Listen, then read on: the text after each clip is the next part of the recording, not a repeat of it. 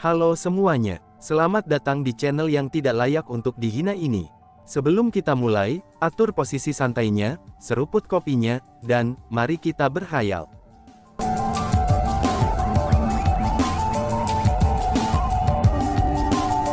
Melanjutkan cerita sebelumnya, senior teriak Chu Feng dan segera bergegas untuk mendukung Gu Mingyuan. Pada saat yang sama, ia melepaskan kekuatan spiritualnya dan mulai mengobati luka-lukanya. Setelah memulai perawatannya, ia menemukan bahwa Gu Mingyuan sangat lemah. Bahkan jiwanya tidak hanya mendidih, tetapi juga sangat kacau. Dan jika dilihat, jiwanya seperti berada di ambang berhamburan. Seorang ahli seperti Gu Mingyuan sebenarnya berada di ambang kematian. Bas-bas. Kemudian, lebih banyak kekuatan spiritual yang muncul dan menyelimuti Gu Mingyuan. Itu adalah Grandmaster Liang Qiu. Grandmaster, Chu Feng, bagaimana Mingyuan menjadi seperti ini? Tanya Chu Xuan Zengfa sambil berjalan mendekat. Wajah Chu Xuan Zengfa berlumuran darah, dan itu adalah cedera yang disebabkan oleh Gu Mingyuan mendorongnya pergi lebih awal. Namun, dia tidak menaruh dendam terhadapnya. Tapi sebaliknya, dia sangat khawatir tentang kondisinya. Dia telah membakar jiwanya, kata Chu Feng. Membakar jiwanya, ekspresi Chu Xuan Zengfa segera berubah setelah mendengar kata-kata itu. Sebagai seorang kultivator bela diri, bagaimana mungkin dia tidak tahu betapa berbahayanya dengan membakar jiwa seseorang? Itu hanya tindakan yang mirip dengan bunuh diri. Jadinya, dia pun langsung bertanya, mengapa dia melakukan itu? Tanya Chu Xuan Zengfa.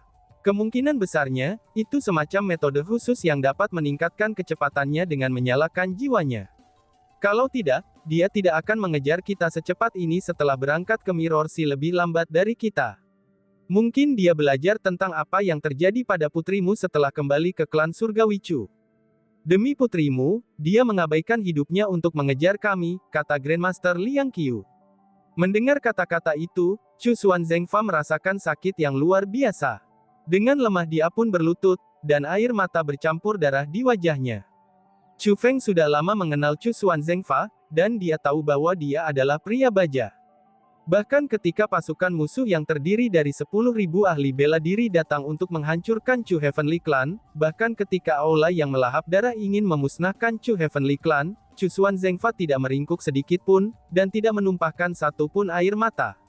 Namun dalam beberapa hari terakhir, Chu Feng tidak lagi bisa mengingat berapa kali Chu Xuan Zengfa menangis. Selain itu, hanya 2 orang yang dapat menyebabkan Chu Xuan Zengfa hancur. Salah satunya adalah putrinya, Chu Lingxi, dan yang lainnya adalah istrinya, Gu Mingyuan. Terlepas dari apakah Gu Mingyuan mengenali Chu Xuan Zengfa sebagai suaminya atau tidak, Chu Feng dapat mengatakan bahwa Chu Xuan Zengfa sangat mencintainya. Mingyuan, mengapa kamu begitu bodoh? Kata Chu Xuan Zengfa yang tiba di hadapan Gu Mingyuan lagi. Bahkan, rasa sakit dan kesedihan memenuhi matanya yang dipenuhi air mata.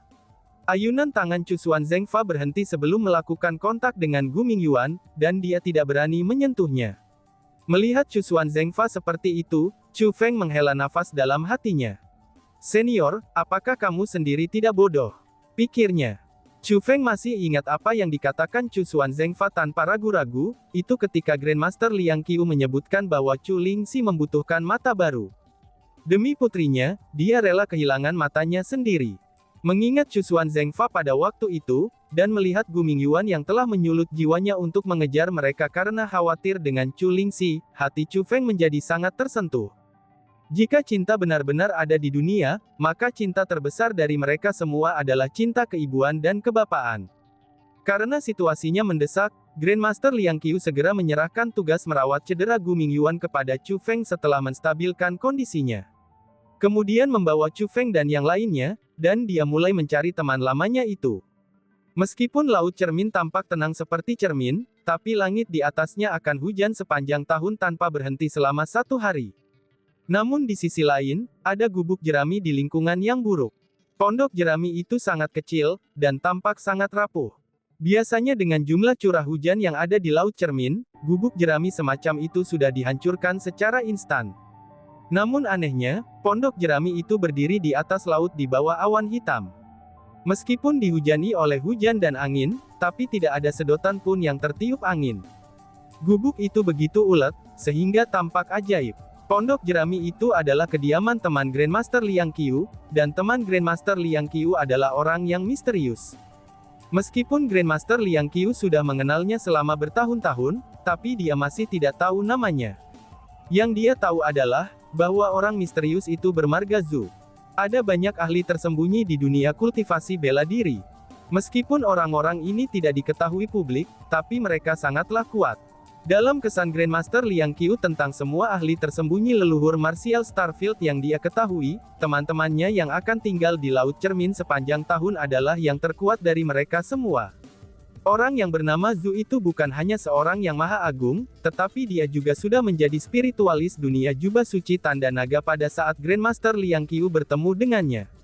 Meskipun semua orang di leluhur martial Starfield akan mengatakan, bahwa Grandmaster Liang Qiu adalah spiritis dunia terkuat leluhur martial Starfield, tapi hanya Grandmaster Liang Qiu sendiri yang tahu bahwa rekan Zhu yang bersembunyi di Laut Cermin ini, dua adalah spiritualis dunia terkuat di Ancestor Martial Starfield. Bagi seorang ahli tersembunyi yang kuat, tempat tinggalnya secara alami tidak akan menjadi pondok jerami yang sederhana. Meskipun semua hujan mendarat di pondok jerami, tapi sebenarnya ada lapisan pembentukan formasi di luar pondok jerami. Meskipun pembentukan formasi itu tidak mempengaruhi cuaca, dan itu mampu mengisolasi kultivator bela diri. Itu adalah pembentukan formasi yang dilakukan oleh spiritualis dunia jubah suci tanda naga. Orang biasa tidak bisa melewatinya, apalagi menemukan ahli tersembunyi yang bermarga Zhu itu. Wush wush wush. Tiba-tiba saja, beberapa tokoh mengabaikan pembentukan formasi itu dan tiba di depan pondok jerami. Mereka secara alami adalah Chu Feng, Grandmaster Liang Qiu dan yang lainnya. Setelah dirawat oleh Chu Feng, Gu Mingyuan sadar kembali. Meskipun dia masih sangat lemah, tapi dia sudah terbangun. Dan hanya Chu Lingxi yang masih tidak sadarkan diri. Kami benar-benar beruntung. Kojer tua itu sebenarnya ada di sini, kata Grandmaster. Setelah melewati formasi, sukacita muncul di wajah Grandmaster Liang Qiu. Karena yang paling ia takuti adalah, teman lamanya itu tidak ada di sana. Lagi pula, teman lamanya ini jarang tinggal di gubuk jerami, dan malah menghabiskan sebagian besar waktunya terbenam di Laut Cermin. Selain itu, setiap kali dia meninggalkan pondok jerami, dia akan menghabiskan setidaknya setengah bulan di dalam Laut Cermin. Pada kesempatan yang lebih lama, dia bahkan akan pergi selama beberapa tahun. Pada saat itu, mereka ada di sana untuk mencarinya dengan masalah yang mendesak. Dengan demikian, mereka dapat dikatakan sangat beruntung bahwa dia ada di dalam pondok jerami. Liang Qiu, mengapa kamu membawa orang asing ke sini? Apakah kamu lupa tentang perjanjian kami? Tiba-tiba saja, sebuah suara terdengar dari pondok jerami. Suara ini tidak hanya sedingin es, tetapi juga dipenuhi dengan ketidaksenangan. Itu sama sekali tidak terdengar seperti suara seseorang yang menyambut teman lama seseorang. Saudara Zhu, aku tahu kamu tidak suka diganggu. Akan tetapi, aku benar-benar tidak punya pilihan selain mengganggumu hari ini, aku benar-benar berharap kamu dapat membantu kami, kata Grandmaster Liang Qiu. Apa yang kamu butuhkan? Tanya orang di dalam gubuk jerami. Aku ingin tahu lokasi Dipsea, kata Grandmaster Liang Qiu. Dipsea, bagaimana aku bisa mengungkapkan lokasi sesuatu yang sangat berharga bagi orang lain? Kata orang di gubuk jerami. Saudara Zhu, ini masalah hidup dan mati. Tolong pertimbangkan aku dan bantu kami, kata Grandmaster Liang Qiu. Ini masalah hidup dan mati untuk orang lain, dan bukan kamu, kata orang di dalam pondok jerami. Cepat ungkapkan di mana Dipsea berada, atau aku akan merobohkan pondokmu ini. Tiba-tiba, teriakan marah terdengar. Itu adalah Gu Mingyuan. Gu Mingyuan itu sangat pemarah. Selanjutnya, masalah tersebut menyangkut kehidupan dan kematian putrinya. Demi Chu Lingxi, Gu Mingyuan rela membakar jiwanya untuk mengejarnya. Karena itulah, dia secara alami tidak mau membuang-buang waktu. Semua orang tahu bahwa Gu Mingyuan tidak membuat ancaman, tapi dia benar-benar berencana untuk melakukan apa yang dia nyatakan. Namun tepat setelah Gu Mingyuan mengatakan kata-kata itu, Grandmaster Liang Qiu langsung ketakutan. Dia tidak hanya mulai memberikan penampilan yang bermakna padanya, tetapi dia bahkan mengirim transmisi suara padanya yang mendesaknya untuk menenangkan dirinya sendiri. Alasan untuk itu adalah, karena Grandmaster Liang Qiu tahu bahwa temannya ini adalah tipe seseorang yang bisa dibujuk, tetapi tidak paksa. Apakah ini sikap seseorang yang meminta bantuan orang lain? Sangat baik. Aku akan melihat bagaimana kamu akan menghancurkan gubukku. Benar saja, orang di dalam gubuk itu tidak menunjukkan rasa takut pada Gu Mingyuan. Malahan sebaliknya, suaranya dipenuhi dengan penghinaan. Dia sama sekali tidak menempatkan Gu Mingyuan di matanya. Kapan Gu Mingyuan yang percaya diri dan arogan itu pernah mengalami penghinaan seperti itu? Selain itu, Chu Feng bisa melihat kemarahan melonjak di mata Gu Mingyuan. Dan bahkan, dia bahkan bisa merasakan niat membunuh samar darinya. Gu Mingyuan saat ini mirip dengan gunung berapi aktif yang bisa meletus kapan saja. Jika dia meletus, hal-hal akan menjadi tidak terkendali. Bahkan tak satu pun dari mereka yang bisa menghentikannya. Dalam situasi seperti ini, Chu Feng, Chu Xuanzengfa dan Grandmaster Liang Qiu menjadi sangat gugup. Mereka sangat takut bahwa Gu Mingyuan akan menjadi kejam. Mengabaikan apakah orang di dalam gubuk itu benar-benar hanya bisa dibujuk tetapi tidak dipaksa, namun tetap saja orang itu adalah teman Grandmaster Liang Qiu. Grandmaster Liang Qiu melalui kesulitan seperti itu untuk membawa mereka di sana, dan itu saja sudah ada tindakan kebajikan dan kebenaran yang besar. Jika Gu Mingyuan memutuskan untuk menyerang temannya sekarang, itu akan sangat tidak sopan terhadap Grandmaster Liang Qiu itu sendiri. Namun sayangnya, mereka semua tahu bahwa Gu Mingyuan adalah seseorang yang tidak dapat ditahan. Gabruk. Tiba-tiba saja, suara teredam terdengar. Pada saat berikutnya, Chu Feng, Chu Xuanzengfa dan Grandmaster Liang Qiu semua tertegun. Mereka dengan heran menemukan bahwa, Gu Mingyuan yang arogan dan sombong benar-benar berlutut di tanah. Tindakan Gu Mingyuan ini sangat mengejutkan Chu Feng. Walaupun berlutut mungkin merupakan tindakan sederhana, tapi itu akan tergantung pada siapa orang yang berlutut itu. Gu Mingyuan adalah orang yang dipenuhi dengan kesombongan. Bagaimana mungkin dia bisa berlutut kepada orang lain, apalagi seseorang yang berani menunjukkan penghinaan terhadapnya. Namun pada saat itu, dia telah membuat keputusan dan memutuskan untuk berlutut. Chu Feng dan yang lainnya tahu bahwa, satu-satunya alasan Gu Mingyuan akan membuat keputusan seperti itu karena Chu Lingqi. Senior, aku minta maaf atas kata-kata ofensifku sebelumnya. Jika senior marah, tolong hukum aku sesuka hatimu. Namun aku mohon padamu, mohon informasikan kepada kami lokasi Dipsea berada, kata Gu Mingyuan. Gu Mingyuan tidak hanya berlutut, tetapi dia bahkan berbicara dengan nada rendah saat dia meminta maaf dan memohon. Melihat Gu Mingyuan seperti itu, mata Chu Xuanzengfa dan Grandmaster Liang Qiu dipenuhi dengan emosi yang rumit. Itu adalah pertama kalinya mereka melihat Gu Mingyuan memohon kepada seseorang. Koutoulah 10 kali untuk orang tua ini dengan keras, dan aku akan mempertimbangkannya, terdengar suara dari pondok itu. Ketika suara itu terdengar, Chu Feng, Chu Xuanzengfa dan bahkan Grandmaster Liang Qiu merasakan hati mereka bergetar. Bahkan Grandmaster Liang Qiu merasa bahwa temannya ini terlalu berlebihan. Bahkan anak kucing pun akan marah. Jadi bagaimana mungkin Gu Mingyuan yang seperti harimau ganas bahkan di antara harimau itu tidak marah? Memperlakukannya seperti ini, itu sama saja dengan mengundang bencana pada diri sendiri. Namun yang mengejutkan semua orang adalah, Gu Mingyuan tidak hanya tidak marah, tetapi dia malah benar-benar mulai bersujud tanpa ragu-ragu. Wush! Namun tepat ketika kepala Gu Mingyuan hendak menyentuh tanah, sebuah tangan muncul di depan dahinya dan menghentikannya. Tangan itu bukan milik Chu Feng, Grandmaster Liang Qiu, ataupun Chu Xuanzengfa. Tapi sebaliknya, itu milik seorang lelaki tua. Orang tua itu setipis korek api, dan dia memiliki kulit pucat dari seseorang yang sakit parah. Bukan hanya pria tua itu jelek, tetapi dia juga memiliki wajah orang yang sangat licik dan kejam. Orang tua itu adalah sahabat Grandmaster Liang Qiu. Setelah membantu Gu Mingyuan kembali, pria tua itu memandang ke arah Chu Lingxi yang tidak sadar di punggungnya. Melihat Chu Lingxi saat ini, bahkan pria tua itu mengungkapkan pandangan emosional. Jika aku tidak menyaksikannya sendiri, orang tua ini tidak akan percaya bahwa seseorang benar-benar mampu membuat Gu Mingyuan berlutut. Gadis kecil, kamu benar-benar cukup mampu, kata pria tua itu dengan senyum tipis. Senior, aku mohon padamu, tolong beritahu aku di mana Dipsea berada, aku bersedia menggunakan apa saja sebagai ganti informasi itu. Tiba-tiba saja Chu Xuanzengfa juga berlutut. Tidak sabar untuk menyembuhkan Chu Lingxi, dia mulai memohon pada orang tua itu juga.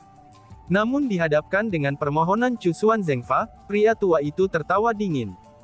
Oh, adakah yang bisa ditukar dengan informasi itu? Seseorang yang miskin seperti kamu bahkan tidak memiliki persenjataan agung yang tidak lengkap. Apa yang bisa kamu gunakan untuk menukar dipsea yang tak ternilai?